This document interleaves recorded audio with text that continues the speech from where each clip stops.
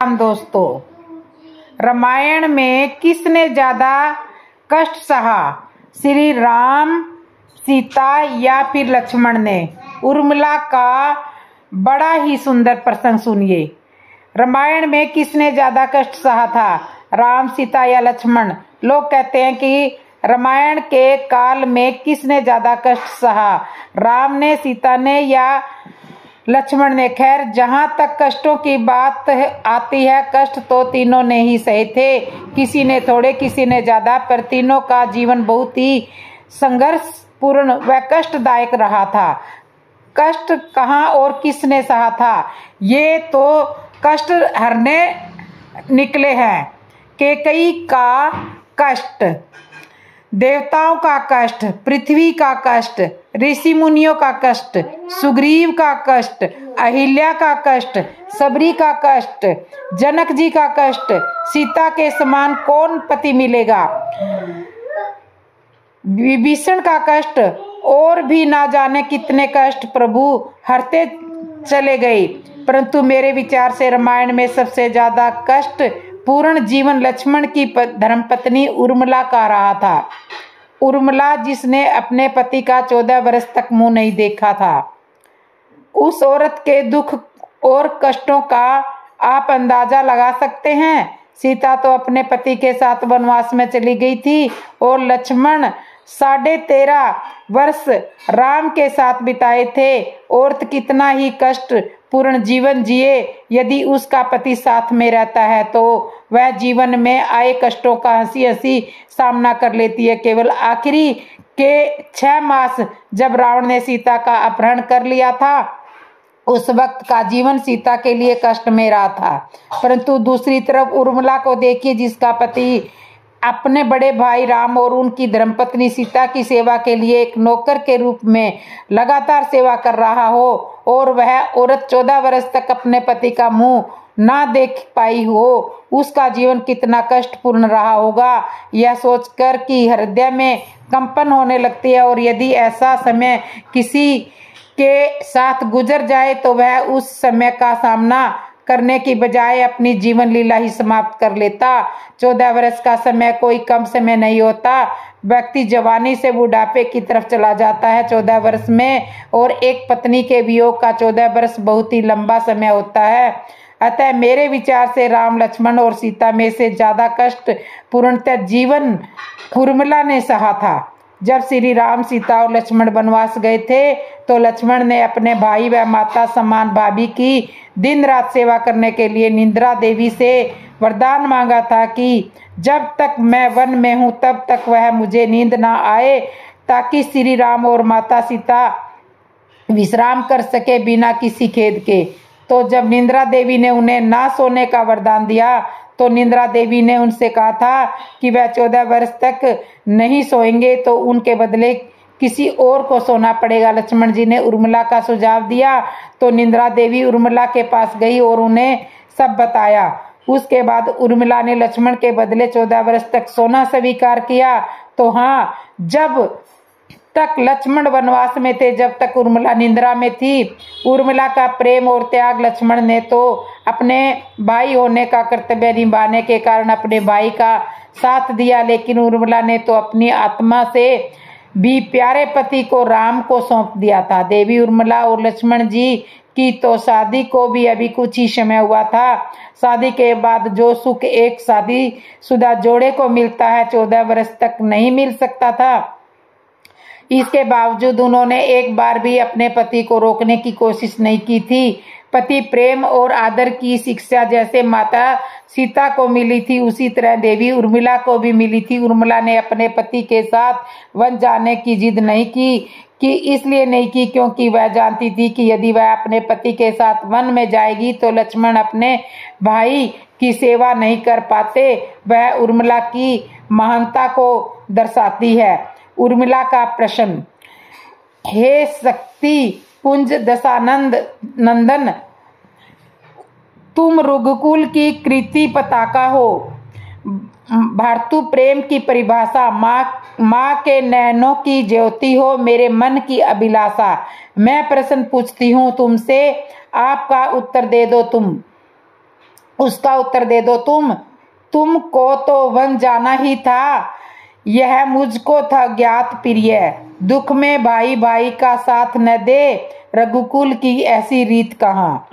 तुम साथ मुझे लेकर न गए, इसका मुझे मलाल नहीं। जो आंसू मेरे मन की पीड़ा हरता, उसको क्यों मुझसे मांग लिया। वह मेरे साथ अगर होता, मेरी पीड़ा कुछ कम हो जाती। जब बीते पल विचलित करते, तब आंसू बहाकर मन को समझाती। मैं भी चेतन हूँ, इसका रहता एहसास मुझे। तुमने मेरे आंसुओं को छीन लिया, मुझको पाषाण बना डाला। इन 14 वर्ष में मैंने शीला बन पीड़ा झेली। आंसू अगर मेरे होते, मैं भी मानव सा जी लेती। प्रेम त्याग लेता है सबसे, यह मुझको है ज्ञात प्रिय। पर आंसू मुझे देना होगा, मैंने ऐसा न सोचा था। अश्रु बहाकर हर नारी की व्याधा बताती है, मैं अपनी व्याधा सुनाऊं कैसे। आंसू बहाना मुझे मना है, आंसू बहाना कहाँ मना है, इसका उत्तर दे दो तुम। लक्ष्मण का उत्तर था, मैंने तुमसे आंसू क्यों मांगे, इसका उत्तर देता हूँ। गैर आंसू तुम्हारे मैं न ले जाता, तो आंसू तुम्हारे बहते रहते। इन नैनों की आंसू-धारा जल प्रलय फिर ले आती। उस जल प्रलय की धारा में सब कुछ बहकर गुम हो जाता। न मैं रहता न तुम रहती, तब मिलन हमारा कैसे होता। प्रेम त्याग करता है सदा, यह बात तुम्हें ज्ञात है प्रिय। जो होते साधारण प्रेमी, वह त्याग भी छोटा करते हैं। तुम तो त्याग की देवी हो, मैं अनुचर बन गया तुम्हारा। हमने तो त्याग किया उर्मिले, वह हर कोई न कर सकता। मैंने त्यागी थी अपनी निंद्रा, तुमने आंसुओं का दान किया। हम दोनों के त्याग को कोई समझे या न समझे, मैंने तुमको समझ लिया, तुमने मुझको जान लिया। अब न तुम मुझसे प्रश्न करो, मैं तुमको क्या उत्तर दूंगा। त्याग की देवी बनकर तुम हृदय पलट कर मेरे हो, हृदय पटल मेरे हो। रामायण में सबसे ज्यादा दुख उर्मिला को मिला था, यह आपने कथा में देख लिया होगा, सुन लिया होगा। ऋषि सरभंगा के आश्रम में पहुंचे श्री राम। महर्षि सरभंगा के आश्रम में भयंकर बलशाली विराट राक्षस का वध करने के पश्चात राम, सीता और लक्ष्मण महर्षि सरभंगा के आश्रम में पहुंचे। महर्षि सरभंग अत्यंत वृद्ध थे, उनका शरीर जर्जर हो चुका था। ऐसा प्रतीत होता था कि उनका अंतकाल निकट है। सीता और लक्ष्मण सहित राम ने महर्षि के चरण स्पर्श किए और उन्हें अपना परिचय दिया। महर्षि सरभंग ने उनका सत्कार करते हुए कहा, हे राम, इस वन प्रांत में कभी कभी ही तुम जैसे अतिथि आते हैं। अपना शरीर त्याग करने के पहले मैं तुम्हारा दर्शन करना चाहता हूँ, इसलिए तुम्हारी ही प्रतीक्षा में मैंने अब तक अपना शरीर नहीं त्यागा था। अब तुम्हारे दर्शन हो गए हैं, इसलिए मैं इस नश्वर एवं जर्जर शरीर का परित्याग कर ब्रह्मलोक में जाऊंगा। मेरे शरीर त्याग करने के बाद तुम इस वन में निवास करने वाले महामुनि सुतीक्ष्ण के पास चले जाना, वे ही तुम्हारा कल्याण करेंगे। इतना कहकर महर्षि ने विधिवत अग्नि की स्थापना करके उसे प्रज्वलित किया और घी की आहुति देकर मंत्रोच्चारण करते हुए समय अपने शरीर को अग्नि को संप्रीत करके ब्रह्मलोक को गमन किया।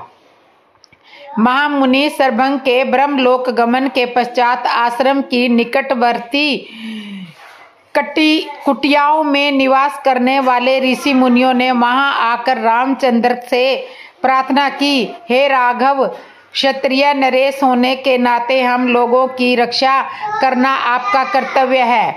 जो हमारी रक्षा करता है उसे भी हमारी तपस्या के चौथाई भाग का फल प्राप्त होता है।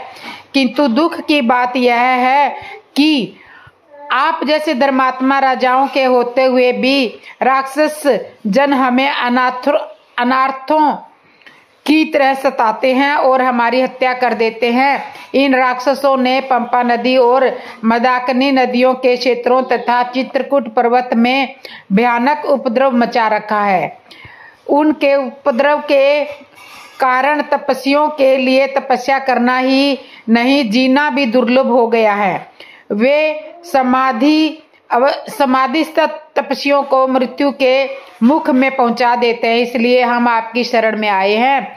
आप इस असहम कष्ट को अपमान से हमारी रक्षा करें और हमें निर्भय होकर तप करने का अवसर दें। राम बोले, हे ऋषि मुनियों, आपके कष्टों के विषय में सुनकर मैं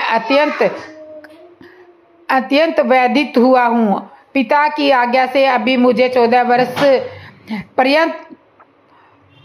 वर्ष इन वनों में ही निवास करना है। आप लोगों के रक्षा में मैं इस अवधि में राक्षसों का चुन चुन करके नाश करना चाहता हूँ। आप सबके समक्ष मैं प्रतिज्ञा करता हूँ कि अपने भुज बल से मैं पृथ्वी के समस्त ऋषि द्रोही राक्षसों को समाप्त कर दूंगा।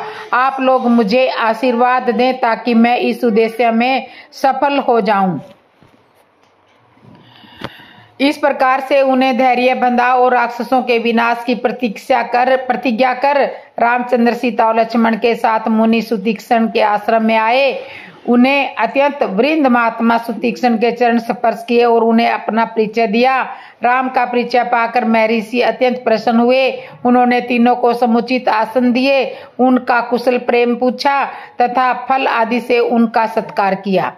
वार्तालाप करते सूर्य अस्त की बेला आ पहुंची थी। तब उन सब ने एक साथ बैठकर संध्या उपासना की और फिर रात्रि विश्राम भी उनके आश्रम में ही किया। प्रातःकाल राम बोले, हे मुनिवर, हमारे हृदय में दंडक वन में निवास करने वाले ऋषि मुनियों के दर्शन करने की इच्छा है। हमने सुना है कि यहाँ ऐसे अनेक ऋषि मुनि हैं जो बहुत वर्षों से केवल फलाहार करके तपस्या करते हुए सिद्धि को प्राप्त कर चुके हैं। ऐसे महात्माओं के दर्शनों से जन्म जन्मांतरों के पाप नष्ट हो जाते हैं। इसलिए आप हमें जाने की आज्ञा दीजिए। महर्षि सुतीक्ष्ण ने आशीर्वाद दे करके प्रेम पूर्वक उन्हें विदा करते हुए कहा, हे राम, तुम्हारा मार्ग मंगलमय हो। वास्तव में यहाँ के तपस्वी असीम ज्ञान और भक्ति के भंडार है। तुम आवश्यक उनके दर्शन करो। इस वन का वातावरण भी तुम्हारे सर्वदा अनुकूल है। इसमें तुम लोग भ्रमण करके अपने वनवास काल को सार्थक करो। तो दोस्तों, ये हमारी कथा आपको कैसे लगी? अच्छी लगी हो तो कमेंट में जरूर बताना, और जिसने मेरे चैनल को सब्सक्राइब नहीं किया, सब्सक्राइब करना, लाइक करना, कमेंट करना और बेल आइकन बटन तो जरूर दबा लेना। जय श्री राम दोस्तों।